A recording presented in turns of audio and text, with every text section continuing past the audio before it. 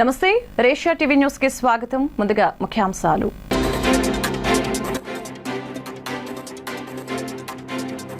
ఉత్తరప్రదేశ్ శాసనసభ భవనంలోకి బుధవారం వర్షపు నీరు.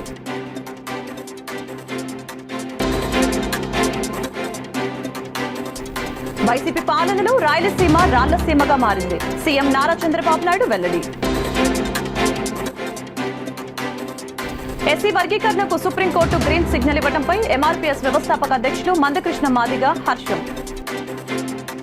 శ్రీశైలాన్ని దివ్యక్షేత్రంగా అభివృద్ధి చేస్తామని ఆంధ్రప్రదేశ్ ముఖ్యమంత్రి నారా చంద్రబాబు నాయుడు తెలిపారు. గురువారం నాడు శ్రీశైలంలో ముఖ్యమంత్రి పర్యటించారు. ఈ సందర్భంగా సున్నింపెంటలో ఏర్పాటు చేసిన ప్రజావేదిక సభలో సీఎం ప్రసంగించారు. ఏపీకి మంచి రోజులు వచ్చాయని అన్నారు. రానున్న రోజుల్లో కూడా ప్రజలు మంచిగా ఉండాలని బ్రహ్మరంభ మల్లికార్జున స్వామిని కోరుకున్నానని చెప్పారు. జూలైలోనే శ్రీశైలం ప్రాజెక్టు నిండడం, జలహారతి ఇవ్వడం సంతోషమని తెలిపారు. రాయలసీమను సస్యశ్యామలం చేయడం ఎన్టీఆర్ కళ అని సీఎం చంద్రబాబు ఉద్ఘాటించారు. ఎన్నికలప్పుడు ఎంత ఉత్సాహంగా ఉన్నారో దానికంటే ఉత్సాహంగా కనపడుస్తున్నారు మీరందరూ ఈరోజు. మొన్నటి వరకు మీ ముఖాల్లో నవ్వు కూడా లేదు. దానికి కారణం నవ్వితే కొట్టే నాయకుడు, కొట్టించే నాయకుడు, ఎవరైనా చనిపోతే ఏడిస్తే కొట్టే నాయకుడు, అంటే మన మనోభావాలు లెక్క లేకుండా ప్రవర్తించే నాయకుడు. అవునా కాదా అని మిమ్మల్ని అడుగుతున్నా. భయంతో బతికాం, అవునా కాదా? స్వేచ్ఛ లేదు మనకు. అలాంటి దగ్గర నుంచి ఇప్పుడు లిబరల్గా మీరు ఫ్రీగా ఏమి చేయాలన్నా చేసే శక్తి వచ్చిందంటే అది ప్రజాస్వామ్యం ఇచ్చింది. దాన్ని కాపాడిన పార్టీ తెలుగుదేశం పార్టీ, జనసేన, అదే మరిగా బీజేపీ అని చెప్పి కూడా నేను మీకు తెలియజేస్తున్నా. ఈరోజు మీరు ఒకసారి గుర్తుపెట్టుకోవాలి, మొన్న ఎన్నికలో ఒక సునామీ, ఒక్కొక్క సీట్లో 95,000 మెజారిటీ. నేను ఆ రోజే చెప్పాను, రాబోయేది సునామీ. ఈ సునామీలో చిత్తుగా ఊడ్చకపోతారని చెప్పాము. అదే జరిగింది. కానీ మీరందరూ ఓట్లు వేశారు. కానీ మీకు ఎన్నో హామీలు ఇచ్చాను చేయాలి, కానీ ఖజానా ఖాళీగా కనపడస్తా ఉంది, ఏమీ లేదు అక్కడ. ఈరోజు కేంద్రంలో ఉండే ఎన్డీఏ ప్రభుత్వం ముందుకొచ్చి మనం కూడా అందరం కలిసి పోటీ చేశాం కాబట్టి నన్ను అర్థం చేసుకున్నారు చాలామంది ఉండేవాళ్ళు. అందుకే అందరినీ గెలిపించిన ఘనత ఈ తెలుగు జాతిది, ఈ రాష్ట్ర ప్రజానీకానిదని చెప్పి నేను మీకు తెలియజేస్తున్నా. దానివల్ల నిలదొక్కునే శక్తి వచ్చింది. కానీ నేను ఆలోచించిన ఒకటే ఆలోచిస్తున్నా. ఈరోజు మీ అందరికీ ఒకటే విజ్ఞప్తి చేస్తున్నాను. నేను నేరుగా మల్లికార్జున స్వామి దర్శనం చేసుకుని నేను సంకల్పం చేసి, అదే మరి కృష్ణమ్మ తల్లికి జలహారతి ఇచ్చి నా బాధ్యత నేను చేశా. కానీ ఈ సంవత్సరం చూస్తూ ఉంటే ఇంకొక 2-3 రోజుల్లో శ్రీశైలం ఫుల్ అయిపోయింది. ఇప్పటికే నాగార్జునసాగర్ ఫుల్ అవుతుంది, పులిచింతల ఫుల్ అవుతుంది. రాయలసీమలో సముద్రం లేకపోయే నీళ్ళని రాయలసీమకు పంపిస్తే అన్ని రిజర్వాయర్లు పూర్తయితే రాబోయే 5 సంవత్సరాలు కూడా కరువు అనే మాట లేకుండా ప్రణాళికలు తయారు చేసే బాధ్యత మాదని మీ అందరికీ హామీ ఇస్తున్నా. ఎస్సీ వర్గీకరణకు సుప్రీంకోర్టు గ్రీన్ సిగ్నల్ ఇవ్వడంపై ఎంఆర్పీఎస్ వ్యవస్థాపక అధ్యక్షులు మందకృష్ణ మాదిగ హర్షం వ్యక్తం చేశారు. తమ 30 ఏళ్ల పోరాటం ఫలించిందని తెలిపారు. వర్గీకరణ కోసం పోరాటం చేసి ప్రాణాలు కోల్పోయిన ఉద్యమకారులకి ఈ విజయం అంకితం చేస్తున్నట్లు తెలిపారు మందకృష్ణ.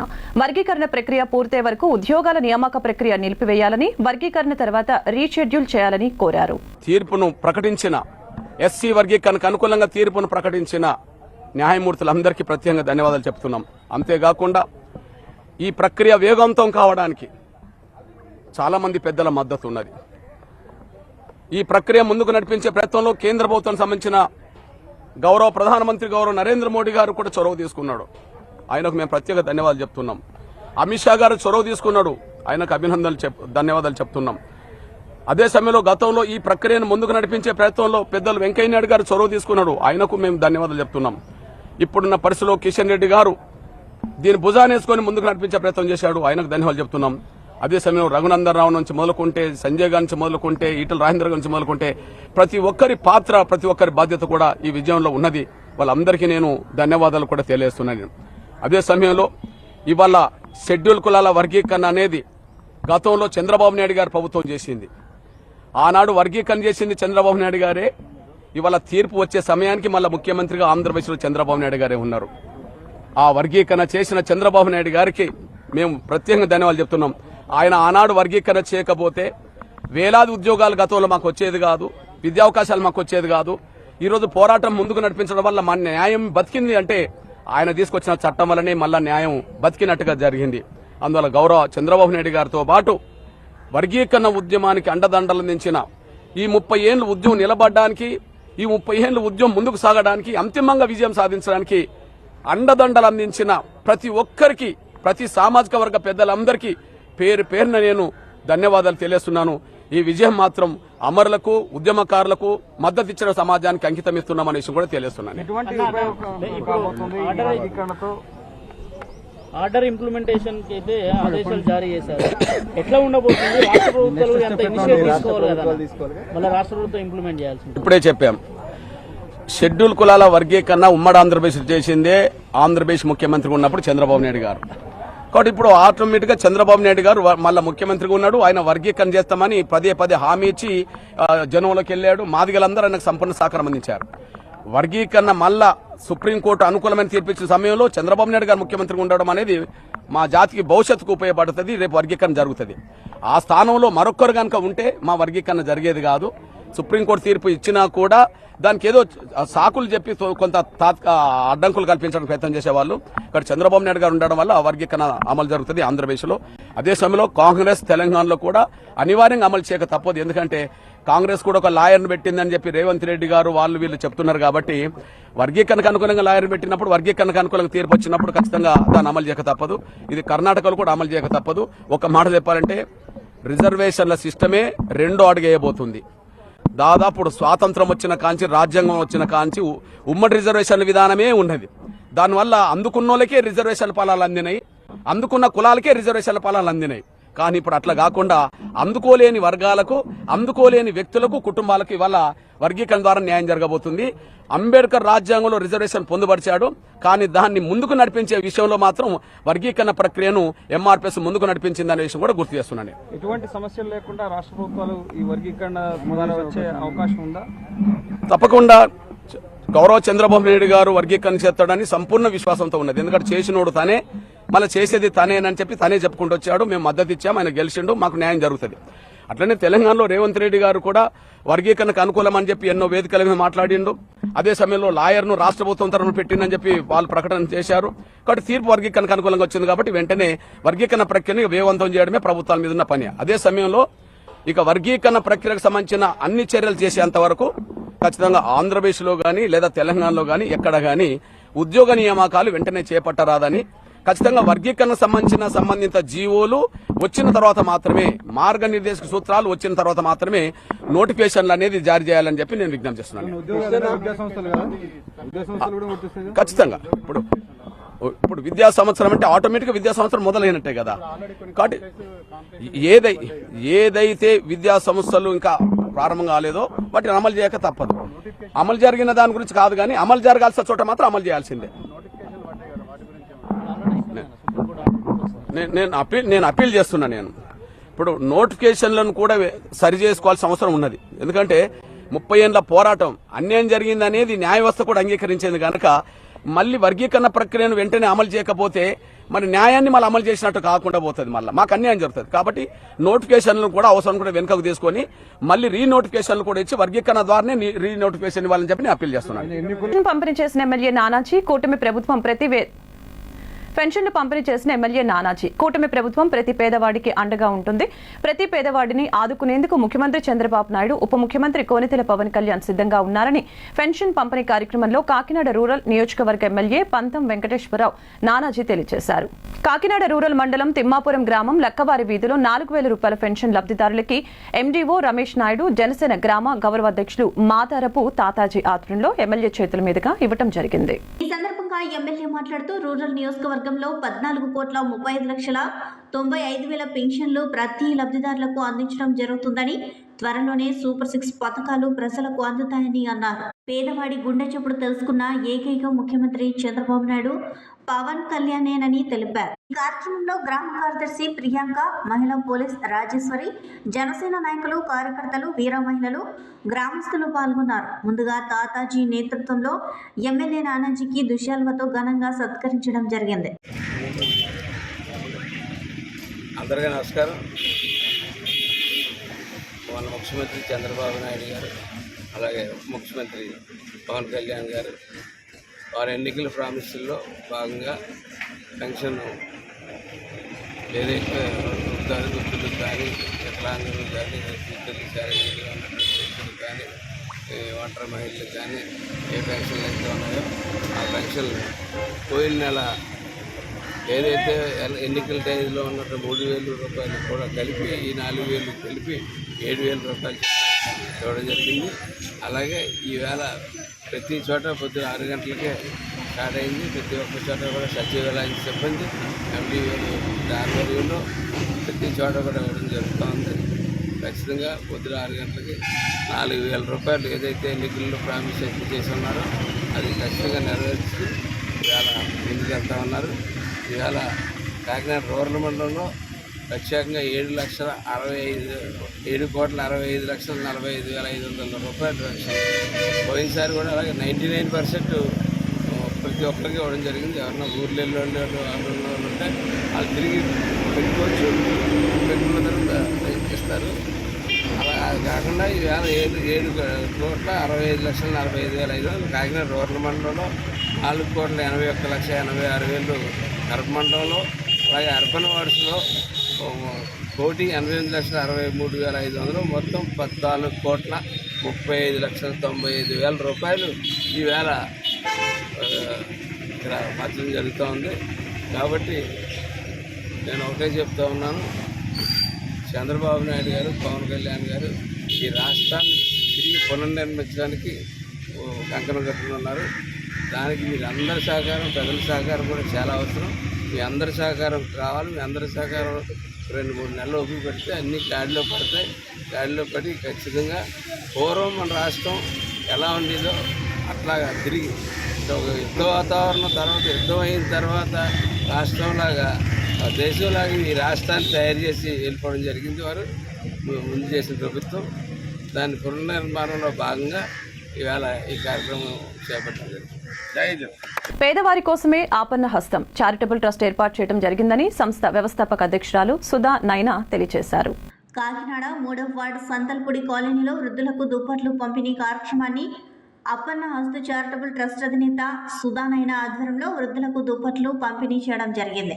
ఈ కార్యక్రమంలో సంస్థ కోఆర్డినేటర్ మడికి గోపి, మెంబర్ అక్కర్పల్లి నాగేశ్వరరావు, ఆనేదరులు పాల్గొన్నారు. ఈ సందర్భంగా వారు మాట్లాడుతూ ప్రతి పేదవాడికి మా వంతు సహాయం అందించాలనే ఉద్దేశంతోనే ఈ సంస్థను ఏర్పాటు చేయడం జరిగిందని తెలిపారు. మొదటి ప్రయత్నంగా ఈరోజు సంతలపూడి కాలనీలో దుప్పట్లు వృద్ధులకు అందజేయడం జరిగిందని, త్వరలోనే మరిన్ని కార్యక్రమాలు చేయడానికి ముందున్నామని అన్నారు. దాతలు సహకరిస్తే మరింత ముందుకు వెళ్తామని వారు ఈ సందర్భంగా తెలిపారు. నమస్తే, నా పేరు సుధా నైనా. ఆపన్నహస్త చారిటబుల్ సొసైటీ తరపున సొసైటీ ఫౌండర్. సో ఇక్కడ ఈరోజు కాకినాడ సంతనపురి కాలనీ 3వ వార్డులో మేము మొట్టమొదటి కార్యక్రమం చేయబోతున్నాము. ఇక్కడ నుండి మా ప్రయాణం సాగుతుంది.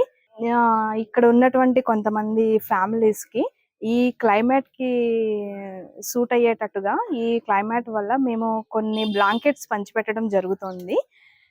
సో ఈ సంస్థ కోఆర్డినేటర్ వచ్చేసి గోపి గారు. సో వీరు ఇక్కడ ఈ ఏరియాని ఈయన సెలెక్ట్ చేయడం జరిగింది. సో తర్వాత ఇక్కడ సొసైటీ తరపున ఈయన మెంబరు, తిను దొర ఈయన పేరు. సో వీరిద్దరూ నాకు ఇక్కడ ఈ ప్రోగ్రామ్ చేద్దామనేసి చెప్పడం జరిగింది. సో వెంటనే స్పందించి సరే మొట్టమొదటిగా ఈరోజు ఇక్కడ ఇది స్టార్ట్ చేస్తున్నాం. సో మీ అందరి సహకారంతో, సహాయ సహకారాలతో ఇంకా ముందుగా చాలా పెద్దవి, చాలా మంచి కార్యక్రమాలు, పేదలకి సంబంధించినటువంటివి, వాళ్ళ అవసరాలు తీర్చే విధంగా మేము ముందు అడుగు వేయాలి అనేసి మేము మీ అందరి తరపున నేను ప్రార్థిస్తున్నాను. గోపి మాట్లాడతారు. ఈ సంస్థకి, ఈ ఆపన్న హస్త చారిటబుల్ సొసైటీకి ఈయన కోఆర్డినేటర్ అన్నమాట. సో ఆపన్న చారిటబుల్ ట్రస్ట్ ఫౌండర్ అండి. కూడా నేను అందులో ఒక మెంబర్ అండి. ఇక్కడ మా ఇంటి దగ్గర 3వ వార్డు సంతనపూర్ కాలనీలో చాలా మంది పేదలు ఉన్నారో చెప్తే మేడం గారు వెంటనే స్పందించి కొంతమందికి బ్లాంకెట్స్ ఇవ్వడానికి ముందుకు వచ్చారండి. ఇలాంటి ప్రోగ్రాంలో ఇంకా వారికి ధన్యవాదాలండి. ఇలాంటి ప్రోగ్రాలు ఎన్నో చేయాలని మేము మనస్ఫూర్తిగా కోరుకుంటున్నాం. అభివృద్ధి పనులు త్వరితగతిన పూర్తి చేయాలని అలమూరు మండల సర్వసభ సమావేశంలో శాసనసభ్యులు బండారు ఆదేశం. మండలంలో పెండింగ్ లో ఉన్న నాడు నేడు జలజీవన్ మిషన్ తదితర అభివృద్ధి కార్యక్రమాలను స్థానిక నాయకులతో సమన్వయం చేసుకుంటూ అధికారులు త్వరితగతిన పూర్తి చేసేలా ప్రణాళికలు రూపొందించుకొని ముందుకు వెళ్లాలని కొత్తపేట శాసనసభ్యులు బండారు సత్యానందరెడ్డి తెలిపారు. డాక్టర్ బిఆర్ అంబేద్కర్ కోనసీమ జిల్లా కొత్తపేట నియోజకవర్గ పరిధిలోని ఆలమూరు మండల ప్రజా పరిషత్ సమావేశ మందిరంలో జరిగిన మండల సర్వసభ్య సమావేశానికి ఆయన ముఖ్య అతిథిగా హాజరయ్యారు. నిధుల కొరతతో ఆగిపోయిన భవన నిర్మాణాలతో పాటుగా ప్రతి పనిని పూర్తి చేయడానికి తగిన ప్రణాళిక రూపొందించాలని అధికారులను ఆదేశించారు. జొన్నాడ మండపేట ప్రధాన రహదారిపై ఏర్పడిన ప్రమాదకరమైన గుంతల్ని వెంటనే పూడ్చి తాత్కాలిక మరమ్మతులతో వాహనదారులు ఎదుర్కొంటున్న ఇబ్బందులను తొలగించాలని ఆర్ఎన్బి అధికారులను ఎమ్మెల్యే ఆదేశించారు. కడియం వెదురుమూడి రహదారి నిర్మాణం గురించి సైతం ప్రణాళికలు రూపొందించాలని అన్నారు. ఈ సందర్భంగా అధికారులు, ఎంపీటీసీలు, సర్పంచ్లు, ప్రజా ప్రతినిధులు పాల్గొన్నారు. చెప్పిన విషయాలు, దాని యొక్క సందేహాలు, ఈ సమస్యలు అన్ని కూడా చర్చించుకోవడం జరిగింది. ప్రధానంగా అందరి యొక్క ఉద్దేశం ఒకటే, మన మండలాన్ని, మన గ్రామాన్ని, మన నియోజకవర్గాన్ని మనం అభివృద్ధి చేసుకోవడానికి కూడా అందరం కూడా కలిసి పనిచేయవలసిన బాధ్యత మన మీద ఉంది. ప్రజలందరూ మనకి బాధ్యత అప్పగించారు. ప్రజలందరూ మనకి ప్రజాప్రతినిధులుగా అవకాశం కల్పించారు. దాన్ని ప్రజల కోసం, గ్రామ అభివృద్ధి కోసం, అంటే గ్రామ అభివృద్ధి జరిగితే మనలో జరిగినట్టే, నియోజకవర్గం జరిగినట్టే, రాష్ట్రం, దేశం అంతా జరిగినట్టు. ఆ అభివృద్ధిలో మనందరం కూడా పూర్తి బాధ్యతతో పనిచేయాలని కోరుకుంటూ ఉన్నాను. అదేవిధంగా చాలా సమస్యలు, చాలా పెద్ద సమస్యలు మన ముందు ఉన్నాయి. నాగరికత పెరిగింది, గ్లోబలైజేషన్ వచ్చింది, కంప్యూటరైజేషన్ పెరిగింది, సాంకేతికత వచ్చింది. దీన్ని అందుకుంటూ మన అభివృద్ధి పనుల్లో ఎంత చేసినా ఇంకా పొందాల్సింది, చేయాల్సింది ఎంతో ఉంది. దాన్ని మనం దృష్టిలో పెట్టుకుని మనం పాటుపడాలని అందరికీ కోరుతూ ఉన్నాను. ప్రధానంగా ఇప్పుడు మాట్లాడే విషయాలు కొన్ని నోట్ చేసుకున్నాను. రహదారులు కానీ, లేదా ఎన్ఆర్జీఎస్ కానీ, జలజీవన్ మిషన్ కానీ, లేదా సచివాలయాలు కానీ, ఆర్పికేలు కానీ, ఇలాంటి కొన్ని పెద్ద సమస్యలు, ఎలక్ట్రికల్ ఇష్యూస్ చెప్పారు. సాధారణంగా ఇవన్నీ కూడా జనరల్గానే ఉన్నాయి, జనరలైజ్గానే ఉన్నాయి. రైతులకు వచ్చేసరికి మరి పంట కాలువలు కానీ, డ్రైనేజీలు కానీ, ఇవన్నీ కూడా ఉన్నాయి. అధికారులు కూడా మన పరిధిలో పనిచేయడానికి సరిపడతారు తప్ప ఏదైనా నిధులతోనే జరుగుతుంది.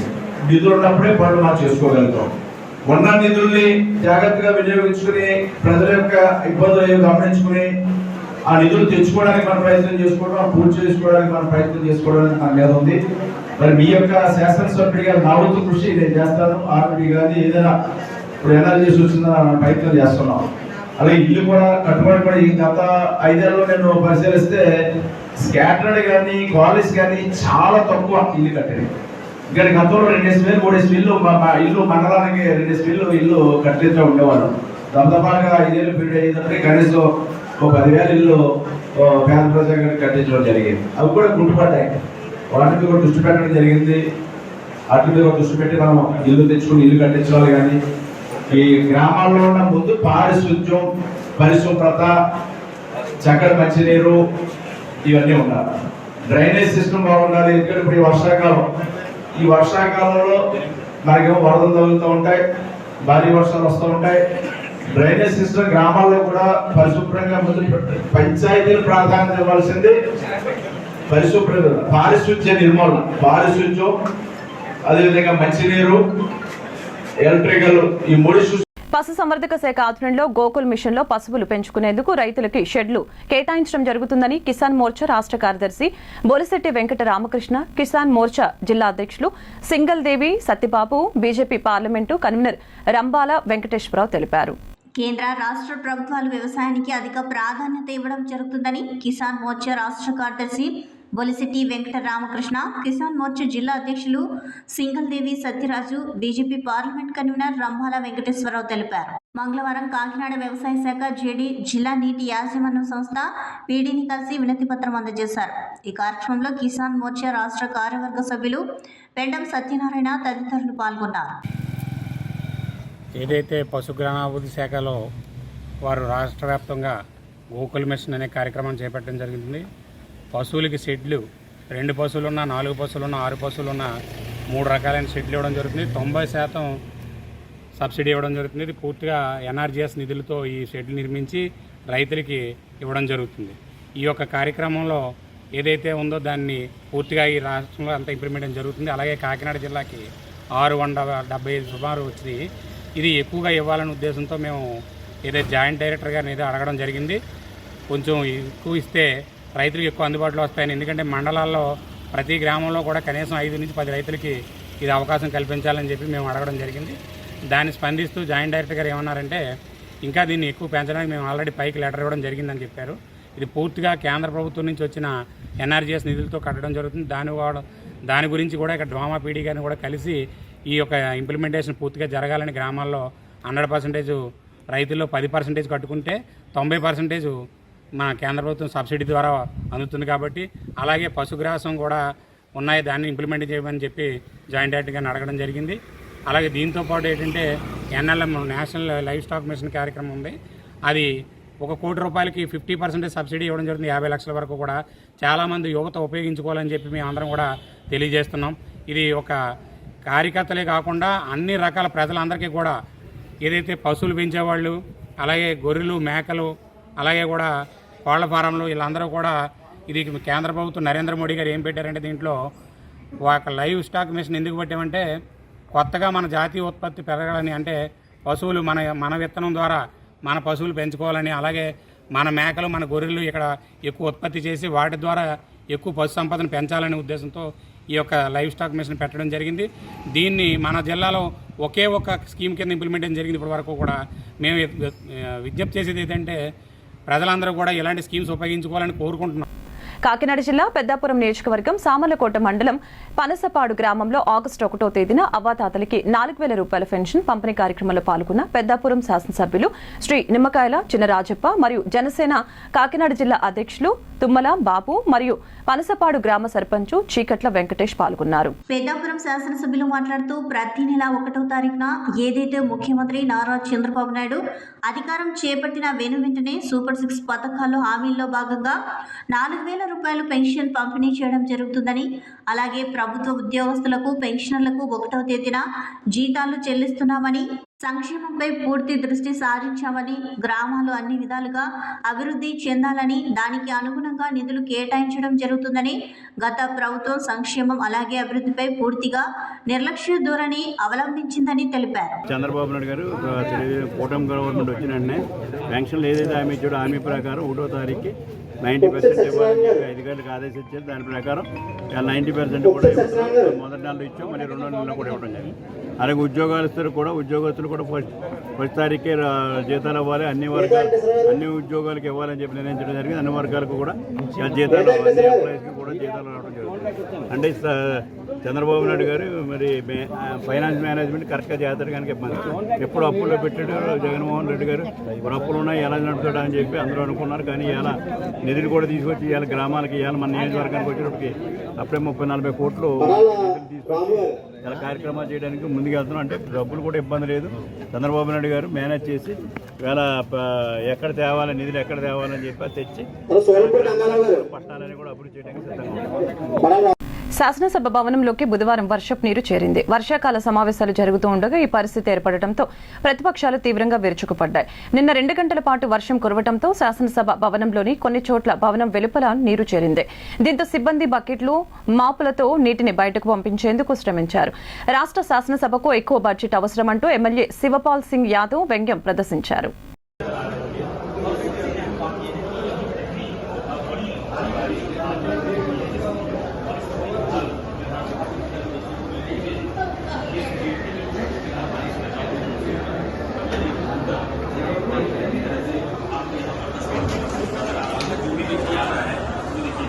వార్తలు ముగించే ముందు ముఖ్యాంశాలు మరొకసారి.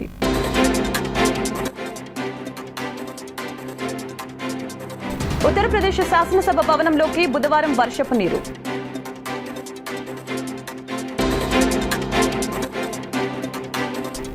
వైసీపీ పాలనలో రాయలసీమ రాళ్లసీమగా మారింది. సీఎం నారా చంద్రబాబు నాయుడు వెల్లడి. ఎస్సీ వర్గీకరణకు సుప్రీంకోర్టు గ్రీన్ సిగ్నల్ ఇవ్వడంపై ఎంఆర్పీఎస్ వ్యవస్థాపక అధ్యక్షులు మందకృష్ణ మాదిగ హర్షం. ఈ వార్తలు ఇంతటితో సమాప్తం. మరొక బులెటిన్లో మళ్ళీ కలుద్దాం. నమస్కారం.